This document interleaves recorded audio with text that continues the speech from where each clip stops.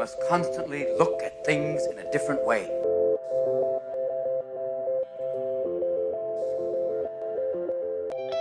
The Healthcare Education Transformation Podcast was created by two physical therapists out of the desire to learn more about the different educational roles in physical therapy and healthcare, and how healthcare education works by talking with educational leaders and people with different perspectives within physical therapy and across interdisciplinary lines on how education can be improved to disrupt the status quo of healthcare education. This is our journey, and thanks for listening. Are you a third-year physical therapy student that excels on tests when you have study guides, checklists, and deadlines? With all of the information available about how to prepare for the NPTE, it's easy to get disorganized and not feel prepared going into the big day. NPT Prep Success is an online course that provides PT students easy-to-use study guides and step-by-step guidance through the NPTE preparation. To learn more, visit kylericeprep.com. Thank you again all for your continued support, and now for the show.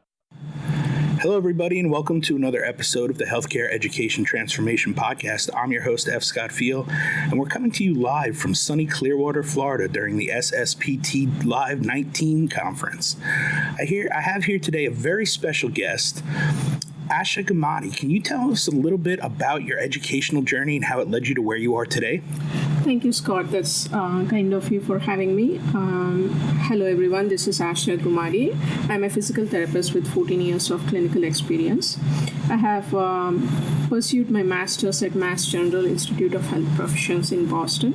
And since then, I've been practicing, and I am a board-certified neurological clinical specialist. I pursued the vestibular rehabilitation course through Emory University, and I have taken a few advanced certifications. I also am certified to treat patients with stroke utilizing neuro-FRI approach, and I am a certified kinesiotaping practitioner. My passion lies towards treating patients with neurological diagnosis, and that's about my educational journey. Yeah, so Asha, you actually have a very deep passion for especially helping some of the neurological patients and the stroke patients, but specifically with their home exercises and, with things like translating those home exercises so that they're understood. Could you talk to us a little bit about why that passion is and why it's so important to kind of make those translations appropriately? Sure, Scott. That's a great question. As rightly said, my passion lies towards treating patients with stroke and other neurological conditions. While I was treating patients with stroke, America being such an open country, we have a vast majority of people who speak more than one language. So they are bilingual, or like me, they can be trilingual too. However, when a patient has a stroke and he suffers aphasia, within my personal experience, what I realized is that the language that they differ back to is the language that they have learned as a child. That's their primary language. And when you communicate with a person in a primary language, that a language that's understood to them, the comprehension is better, the way they understand the exercises is better, and their compliance and adherence to the exercise program is way more. And that drives the whole neuroplastic change, because you're only spending about 40 minutes of productive time with your patient. However, what happens during the remainder of time is based on the patient and caregiver education and how they understand what needs to be done at home. Yeah, that is amazing to think about. It's not something I ever would have considered or even known about. I don't think we learned about that in neuro back in PT school. But, Asha, you've been on several podcasts. You've been featured in many publications about your solution to this problem. Can you tell us a little bit about how you decided to attack the problem head on? Sure. It actually came from my personal experience. My mother lives back home in India, and her primary language is Telugu, which is my primary language too. And she suffers from vestibular migraine, which is not commonly understood in Indian culture. And as she hit her menopause, her headache stopped, so she thought her migraine has magically stopped. However, she does have balance issues from the vestibular migraine. So I was trying to teach her some VOR exercises and habituation exercises for her vestibular dizziness. And sure enough, all the exercises are in English, and I understood that, the world is a pretty diverse population, and being literate doesn't mean you're literate only in English. And my mom has studied until 10th grade, and even so, she could not understand the instructions that were written in English. And all these multiple languages, they have their own calligraphic script. Like Mandarin has its own calligraphic script, Indian has its own calligraphic script, and India, by meaning Indian, I'm making it easy for you, but there are 21 languages in India, and each one have their own calligraphic script. So unless the patient understands it, and there is no platform that tackles this problem. So that's my passion, and that was why I went on this deep chase to figure out how can these languages be transcribed, not translated using Google Translator, but transcribed when you type them in English so that they can be transcribed into their own native calligraphic script. And that's unique to this platform. That's awesome. So you've got this app, right? I know this is kind of simplifying it, but tell us what it can do. What are the leaps and bounds you're taking with this app? What is it all encompassing when it comes to your app? So let me correct you. It's when we say app, it's not a native app. It's a website that is responsive in all devices. So that tackles the app problem.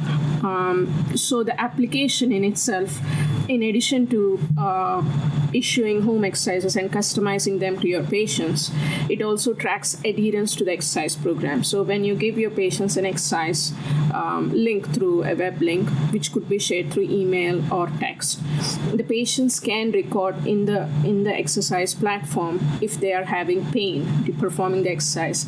If they could also lead a simple note saying, I was only able to do so many exercises, like so many reps, and beyond that it hurt and I'm having muscle soreness. Should I do it? Should I not do it? Or is there a different way to attack this exercise? So the patient is able to leave that concern even after you leave them to on the first session, and you are able to communicate with the patient beyond the visit. So it makes the therapist, the clinician, and the patient connected for a longer duration of time.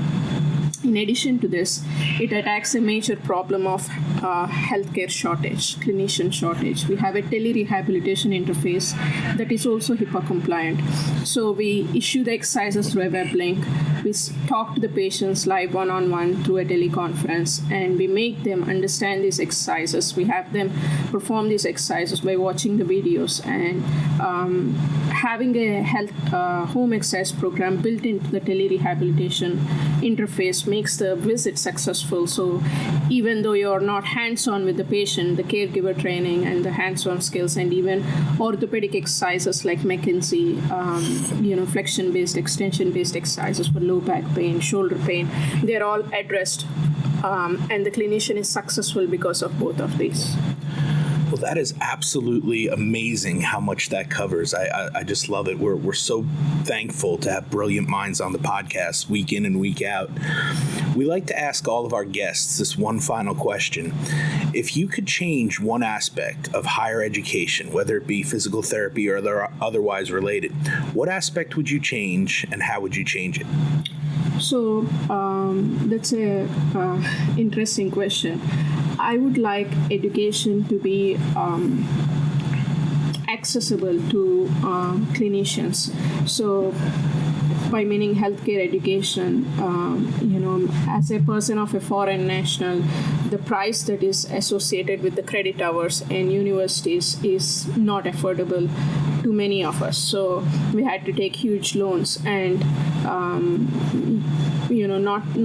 not trying to put down one country, but if a country has an accessible education system that's available to most of the students within their without taking a huge educational loan, that would make most brilliant minds come on board, and it improves the society at a large extent.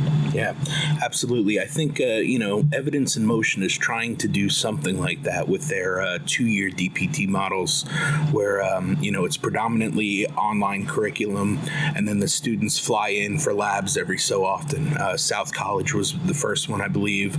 Now Baylor University has a version, and now USC has their own version. But it's a great idea, and I think that we need to visit it more because technology is just going to keep improving. So there needs to be, better ways to get that access out to our upcoming clinicians and the next generations to meet the needs of the population, really. Right. That's very resourceful. I haven't heard of these programs, and that's great that these leaders are taking a step in the right direction. Yeah, it's just getting started. So, I think there's going to be a little bit of trial and error. There's going to be a little bit of let's wait and see how things turn out. Is this a working model? And so far, knock on wood, so good. But Asha, someone has to start. Yeah, exactly. Right, yes. Well, I can't thank you enough for taking your time out of your weekend to come and visit with us and be on the podcast. Where can our audience find you if they have follow-up questions or they just want to chat about, your program and what you got going on? Sure. You can, the website that the application is listed is www.therexportal.com. You could also find Therex Portal on Facebook, and you could also follow me on Facebook, and it's Asha Gummadi, and you can find me on Facebook profile page. So if you have any questions, please reach out. Great. Yeah, we'll put all those links in the show notes so that if you guys want to follow up with Asha, you can. Thank you so much for coming on. We really appreciate it. Thank you, Scott, for having me. It's great to talk to you. Access to healthcare is one of the largest issues facing both providers and patients, as millions of people worldwide lack timely and affordable access to healthcare. Anywhere Healthcare, a telehealth platform, is a simple, low-cost option for providers and patients that eliminates the barriers to access to all kinds of healthcare. To find out more, check out anywhere.healthcare, which is available in our show notes. And if you use the code HET in all caps when you email to sign up, you'll save 25% off the total cost. Thank you for attending class today, and we hope that you learned something and gained value from the content. If you'd like to schedule office hours with us, feel free to add us on Twitter at HET Podcast, on Instagram, HET Podcast, on Facebook, the Healthcare Education Transformation Podcast, and the homepage, healthcareeducationtransformationpodcast.com. And for those of you following along in the syllabus, extra credit can be obtained by liking us, sharing us, and leaving a review. Let's continue our journey up Mount Educational Success as lifelong learners.